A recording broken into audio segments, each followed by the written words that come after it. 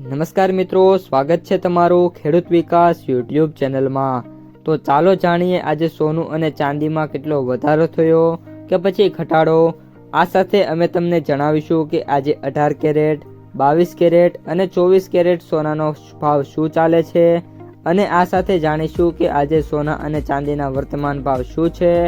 આ બધી માહિતી તમને આ વિડીયોમાં વિગતવાર મળશે, પરંતુ એ પહેલાં દરરોજના સોના અને ચાંદીના નવનીતમ ભાવ અને સમાચાર મેળવવા માંગતા હોય તો અત્યારે જ અમારી ખેડૂત વિકાસ યુટ્યુબ ચેનલને સબસ્ક્રાઈબ કરો। જો વિડીયો ગમે તો લાઈક કરો અને તમારા બધા સગા સંબંધીઓ અને મિત્રો સાથે શેર કરો। આજે સોના અને ચાંદીના ભાવમાં જોરદાર તેજી જોવા મળી છે।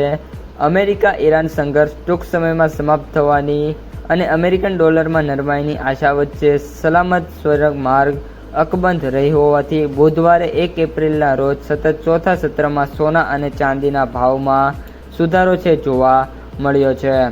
કોમેક્સ પર મે મહિનાના ચાંદીના વાયદામાં $1 વધીને $75.95 ઉપર એટલે કે સમથિંગ $76 ઉપર ટ્રેડ થઈ રહી છે, જ્યારે સોનામાં વાત કરીએ તો જે $113 વધીને $4791 પ્રતિ ઓન્સની ઇન્ટ્રાડેની ઊંચી સપાટી ઉપર પહોંચ્યો છે।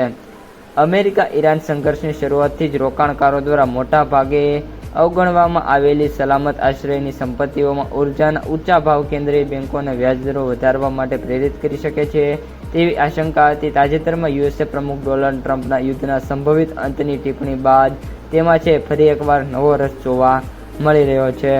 આ ઉપરાંત ડોલરમાં વાત કરીએ તો આજે ઇન્ડેક્સ 99.5 થયો છે, જે સોમવારે 10 મહિનાના ઉચ્ચતમ સ્તર 100.5 થી વધુ પાછળ ગયો હતો। અત્યારે જે સોના અને ચાંદીના ભાવ છે એની વાત કરીએ તો ચાંદીમાં 22 કેરેટમાં $2600 સુધારા સાથે જે સોનું છે અત્યારે 1,40,000ની સપાટી પર પહોંચ્યું છે, જ્યારે ચાંદી છે એ 2,50,000 થી લઈને $55,000 વચ્ચે ટ્રેડ થઈ રહ્યું છે।